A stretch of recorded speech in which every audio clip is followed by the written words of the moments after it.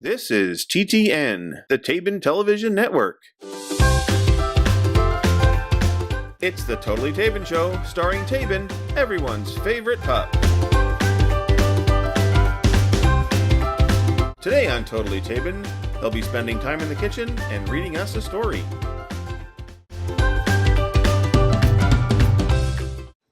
Hi, my name is Taebyn, and welcome to Cooking with Taebyn. And today, I'm going to talk about the microwave and how you might use it in your kitchen. So, this is a microwave. It makes things hot, which can be useful, but also can burn a little puppy tongue, so you want to be a little careful. But here's how it works. The general principle is you open it up. Usually it's different for every microwave, but usually you can just push and it opens magically like that. See? And there's a little round turny table thing in there sometimes not. Depends on your model. And the general idea is you take the thing you want to make hot and you put it in, and then don't forget to close, and then you push buttons to heat it up. So let's do this and try and cook a burrito. I like burritos. So first thing you have to do, get a burrito. Here's a burrito. And a plate or something to put it on. You can take your plate, leave your burrito just hanging out for a moment. Take your plate. Remember how to open the microwave and put it in the microwave. You see, if you don't open the microwave, you won't be able to put it in. It doesn't work. So you open it, put it in the microwave, and then you need to, don't close yet, because you need to put your burrito in the microwave.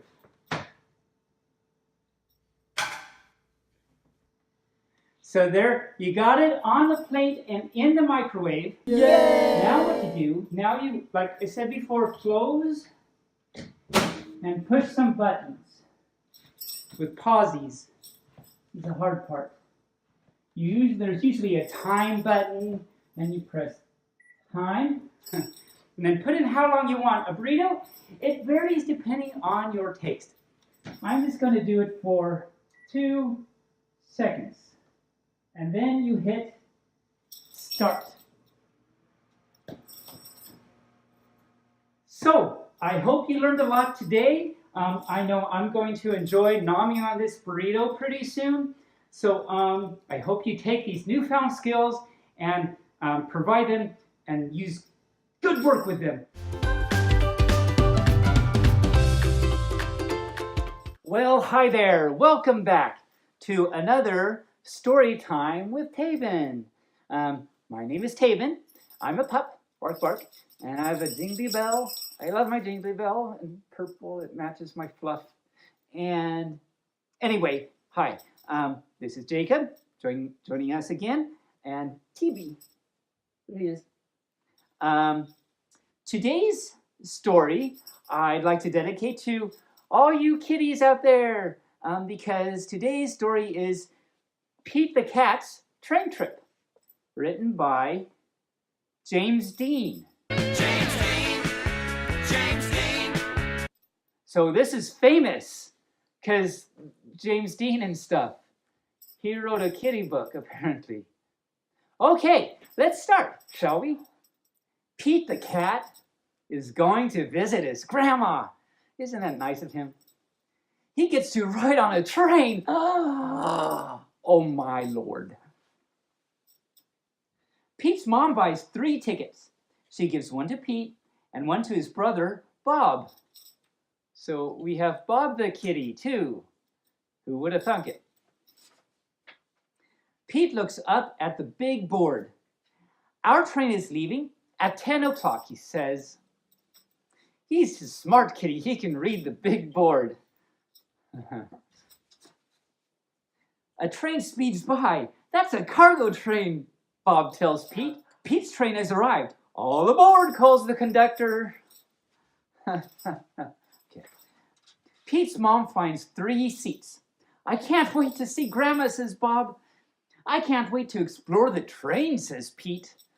Because trains are so much fun to explore because of all the little places you can go, I guess.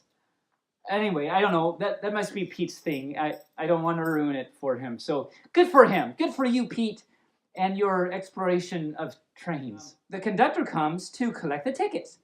Pete hands over his, with Posy, of course. I love trains, says Pete. I'll show you around, says the conductor.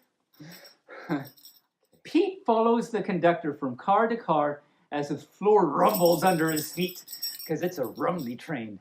Rumbly. Wow, Pete says when they get to the caboose. We're going over a bridge. Okay, again, I'm a little speechless as to what's happening here. Pete sees his mom and Bob. They're at the snack bar. They got hungry from all their travels of sitting there. I got this for you, says Bob. I like it's an apple. Pete follows the conductor. He goes to the front of the train. Come in, says the engineer. That engineer must like the kiddies to just have him come right in like that. What a lucky kitty Pete is. Wow, Pete says. The engineer shows him the engine. The engineer shows Pete the train's brakes. There is a tunnel ahead. So they're going to brake and not go into the mountain, or I don't know what's happening. But no, this is exciting and good. As they go through the tunnel, Pete gets to honk the horn. Toot, toot. Wow, what a lucky kitty Pete is. Everything is light again. Thanks for showing me around, Pete says. Oh, light because they got out of the tunnel and so it's light. Okay, I got it. I'm back on track with understanding what's happening. On track? Ha, ha, ha. On his way back to his seat, Pete stopped and made some friends. There's a little chickie and a ducky and some cows. Moo moo. They live in different towns. They're getting off at different stops. And that makes sense that they get off at different stops because, well, that's what they do on a train. Pete plays games. A little kid wears his hat. Pete sings a song. This is an amazing ride Pete is having. He's doing all kinds of things. What a groovy ride. That's what it says, groovy. That's rad. And since James Dean wrote the book, of course it's groovy. We get off at the next stop, says Pete's mom. Toot, toot. Pete looks out the window and sees, wait for it, Grandma! Pete is the first one off the train. Pete's grandma gives him a big hug. It feels good. And it does. This pup loves hugs, so I understand the feeling there. Pete loves riding the train, but he loves his grandma even more. The end. So, that was Pete the Cat's train trip. Thank you for joining me in our journey together. And I'll see you next time on Story Time with Taebyn. Bark, bark.